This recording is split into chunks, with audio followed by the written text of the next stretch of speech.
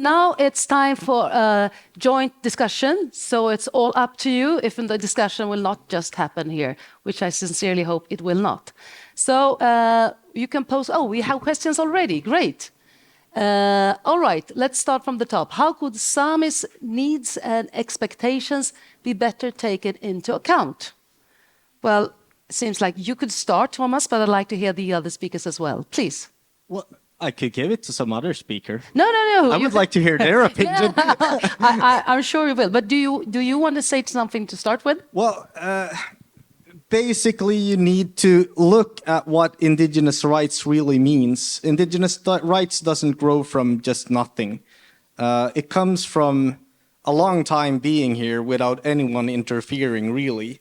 You can see it in a lot of work that Sweden has done ever since the 1600s, talking about how long we've been here and what our rights are as an indigenous population, and the rights connected to our rights to herd reindeer, to hunt and fish. But what I see, how it could be taken into account, I think that the Swedish state really has to not just water down our rights, they have to really push for our rights. Okay, here's some other perspectives. Someone else care to join in? Tomas Mörtsell, maybe?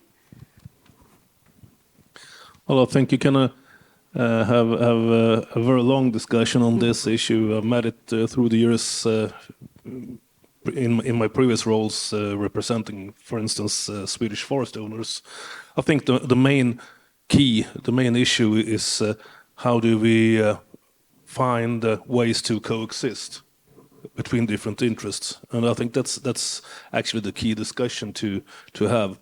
I think the matter of coexistence and how to be successful in that's the most important thing to address. Thank you.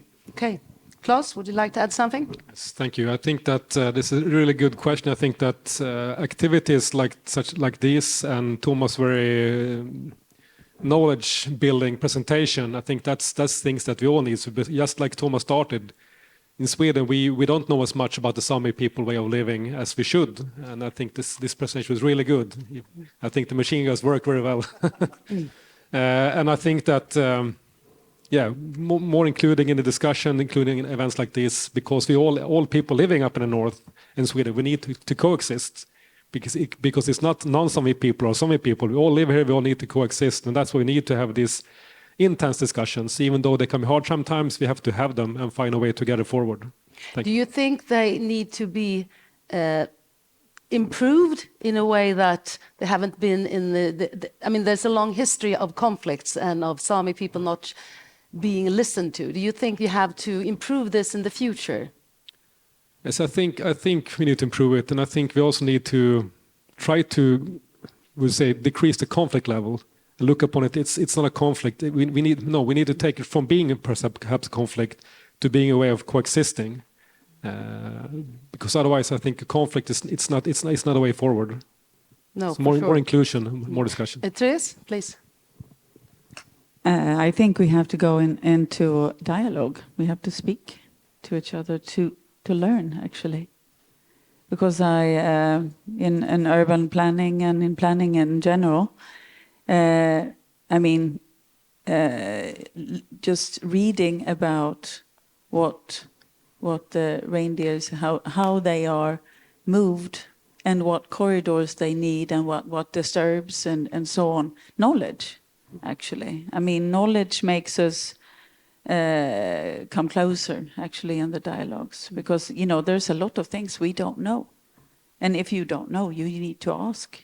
So, and hence our knowledge. Yeah, knowledge, yeah. And cooperation also, because you look at one direction and you see forest, and you see in the other direction you see forest, but you need also to get the knowledge. What is the difference between this forest and that forest, and what is the value in difference?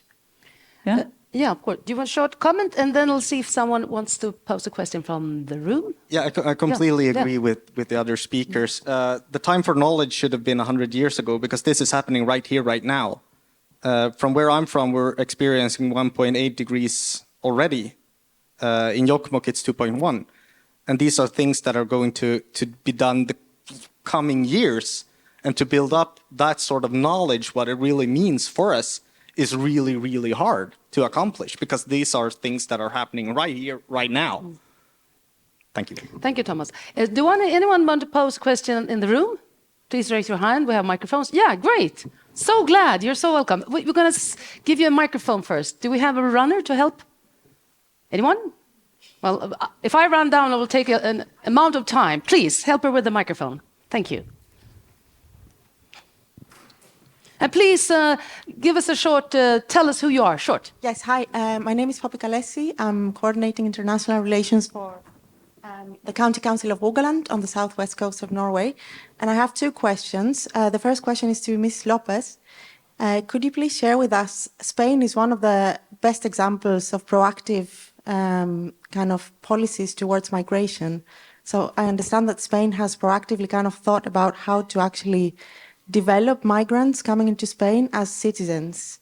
Could you share with us a little bit about this policy? Because this could be very relevant for everyone in Europe. To Mrs. Kreisel, my question relates... I'll give you the word back. So let Juana, because my memory is so short, maybe someone else's too. So let's start with Juana, and then you post your second question, okay? Please, Juana. Thanks for the question, and thanks for the comment too. Spain is a country that receives many people of their countries. I want to believe that we do better than we do in that moment. So always we can improve about that. My reflection maybe it's about what happened with the people that now is coming to our European countries. For example, the people that come for the places that have conflicts of war, as Ukraine or another part of the world. And this reality in the past did that we are thinking about what happened with these people when we arrived to our country. If they have to stay only in big cities, receive the people in big cities, in spaces for refugees, or we can offer another kind of life, another kind of opportunities in other part of our territory, in our rural territory, for example. But this is a question that is not easy to solve, because sometimes I think, okay, if we have the opportunity to offer different plan of life for the people that come into Spain in the rural territories, we need to offer the same opportunities, the same public service that we develop in the cities. So for me, the idea is equal rights and equal opportunities for the national people, for the migrant people, live wherever they want to live. But it's true that in the case of Spain, there are a movement for the many small local governments to create a network for that, a network for to offer house, to offer employee, to offer quality of life in maybe not only in the small cities, also in medium cities around 10,000 inhabitants. So I always think that we need to improve this public policy, but we are very, very concerned about that. And this current government is a progressive and socialist government, so we are very engaged in this matter. Thank you. Thank you, Shana. And you had another question for Therese, please. Yes. My question, you mentioned in your presentation the importance of taking into account human scale in urban planning. And obviously, dimensions of female dimensions are somewhat smaller than male dimensions. I just read recently a book about invisible women in urban planning, how, since everything is designed according to male kind of scales, a lot of infrastructure and, technology and things are just not accessible to female bodies. Do you have any reflections on how to kind of account for the smaller female scales in urban planning? Well, I'm glad that we have the children in focus in Skellefteå, actually, because children are smaller human beings, and I feel by addressing children in all matters, really, we address all human beings in a way, because we've all been there. And it actually, it's very seldom that I feel that there is a conflict of interest when you address children, because you really get the main needs for all humans when you address children. And addressing gender equality can be a bit problematic in a way. A friend of mine, she is a CEO of a big company, and she was once asked, Christina, could you please, give us a best tip of female leadership? And she says, try and be human is a good start. And I think that is actually one of the best things, trying to be equal in society and addressing growth is trying to be human. Thank you, Therese. I'm sorry for interrupting. So interesting. There's so many questions. I'd want to see if someone else in the room like to pose a question. Raise a hand. Not yet. Okay, over there. Great. Up in the top.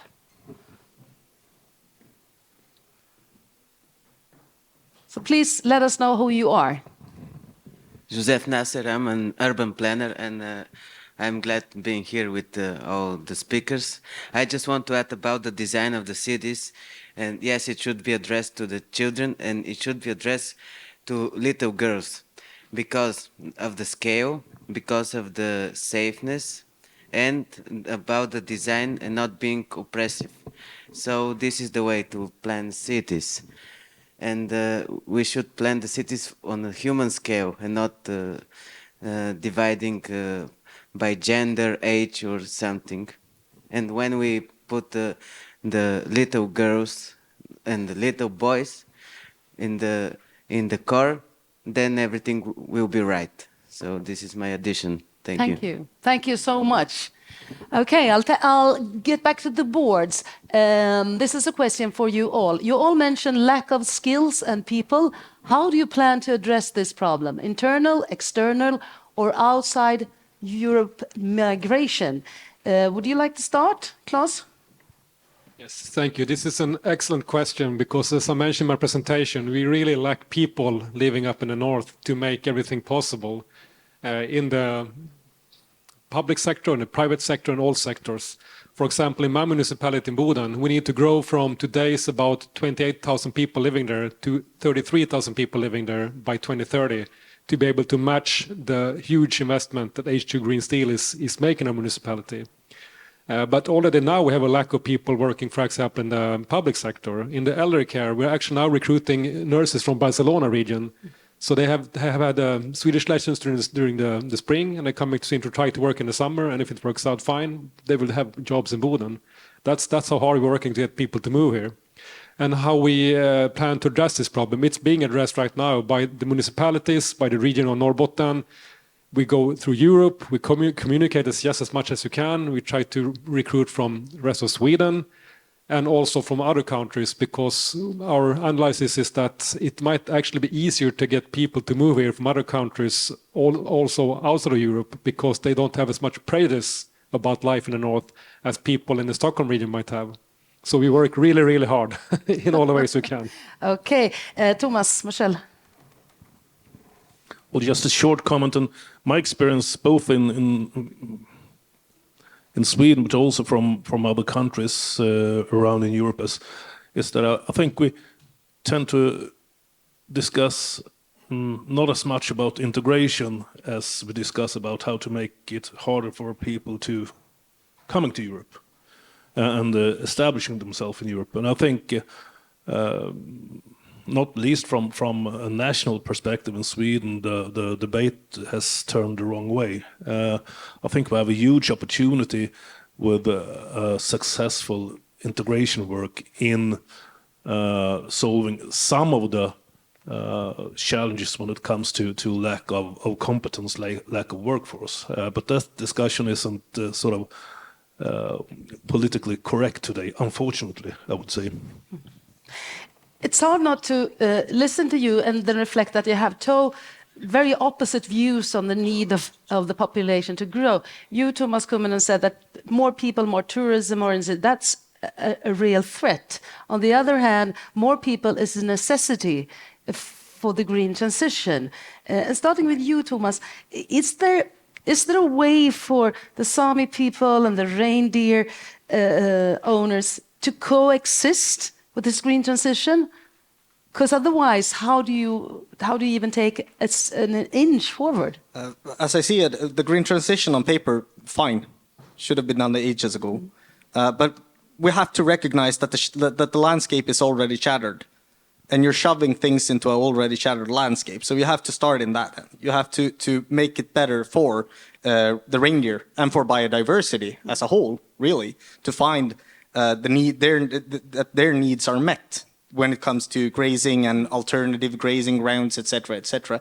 And when it comes to people coming here, of course, it could be done, I suppose, if people knew about us, if people respected our culture and respected the rights of biodiversity and the reindeer, and if there was integrated a more sort of adaptability in the way, in the same way that reindeer husbandry is, because reindeer husbandry is never conducted on the same place each year. It's always sort of moving.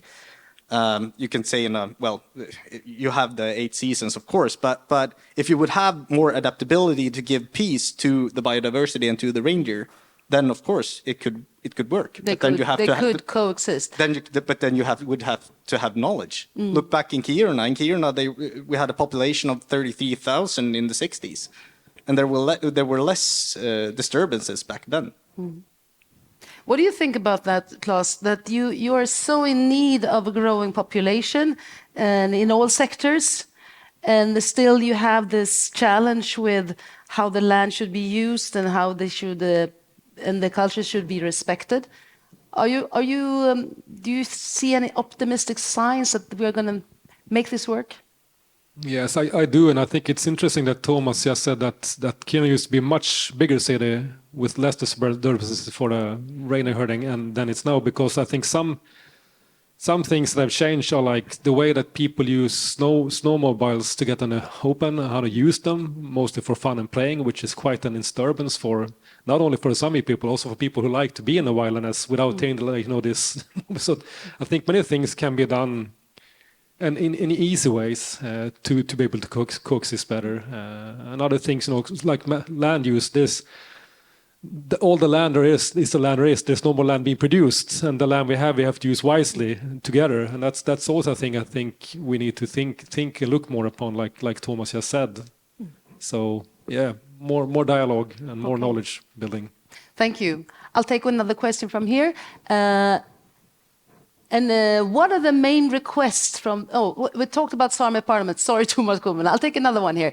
What is exactly the example Norrbotten can share with Europe on how to successfully achieve green industrialization in terms of policies and implementation? Well, Anders, do we have the right policies to start with, or is there anything you need from Swedish politics?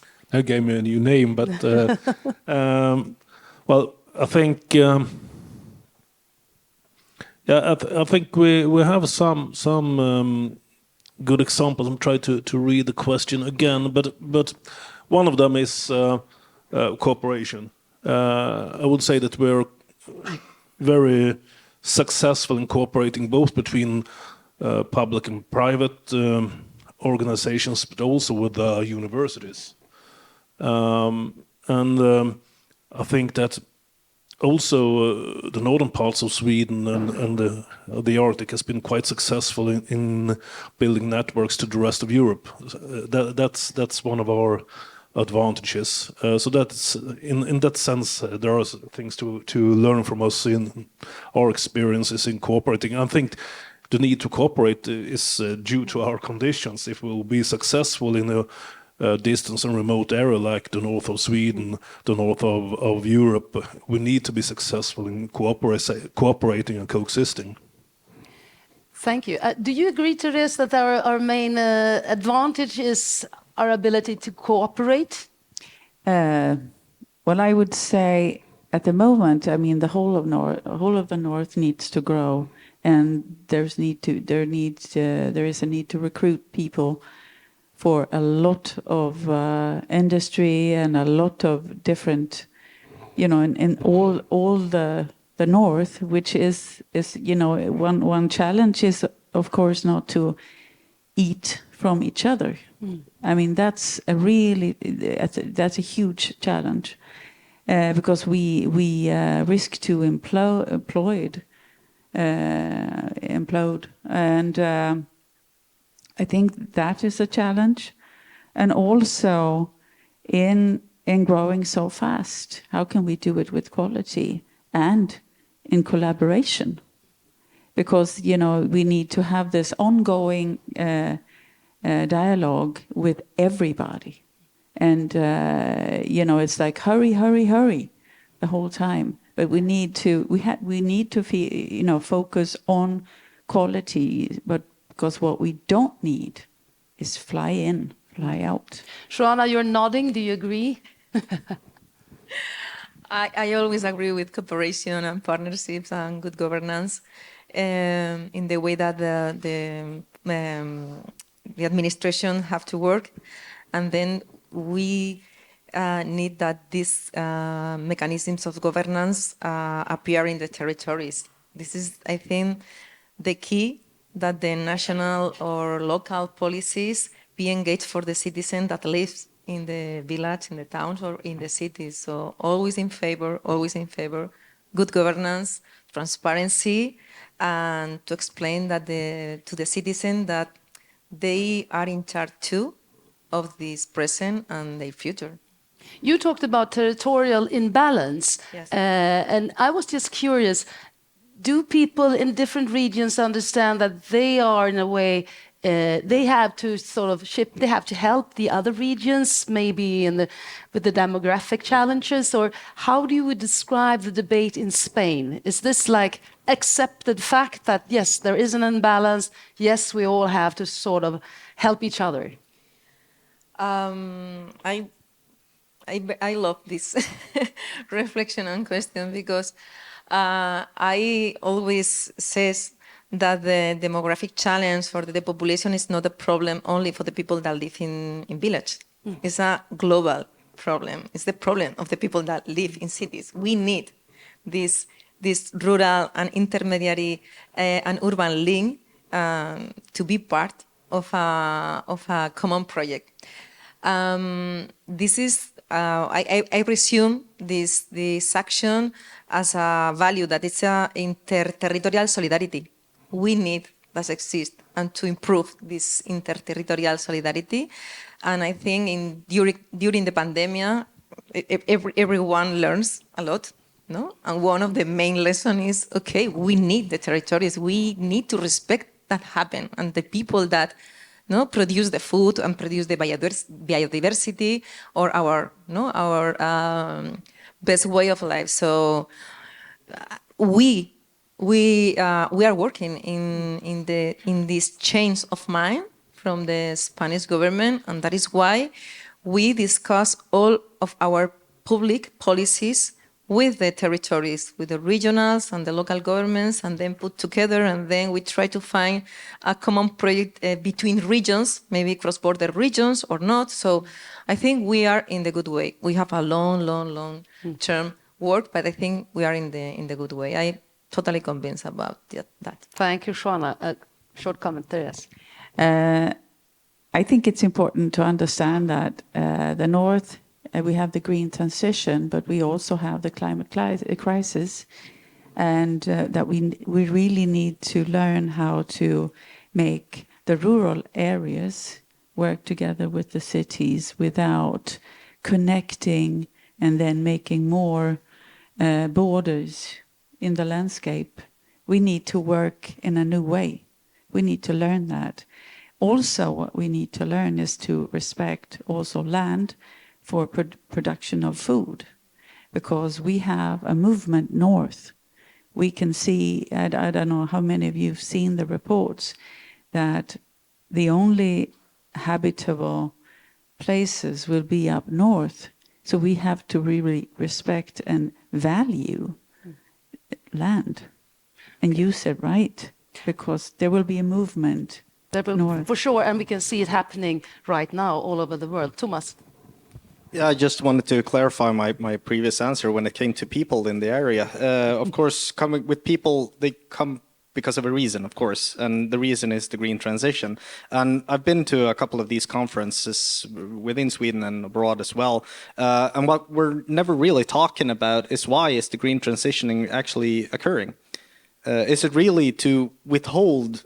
We have to start talking about consumption and how we use our natural resources, because we live in a finite Earth, really, and with more development and more everything, then we will saw off the branch that we're sitting on, really. So we really have to start talking about how we consume, what we consume, why we consume it, really, and see if we can do things in that way. And of course, recyclability is of course key as well when it comes to these matters, and because many of these.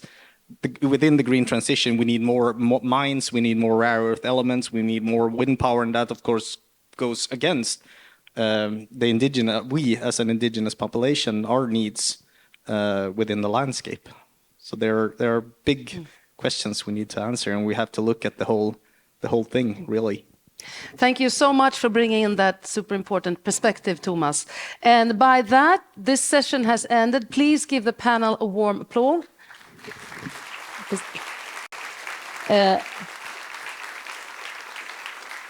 I'm so glad for all your questions, and now you have something to talk about during the break, because there's going to be a break and it's going to be a photo session. So don't run off the first thing you do, but have coffee and you're going to look even sharper, and we'll be back here at 11 o'clock. So please have a nice break.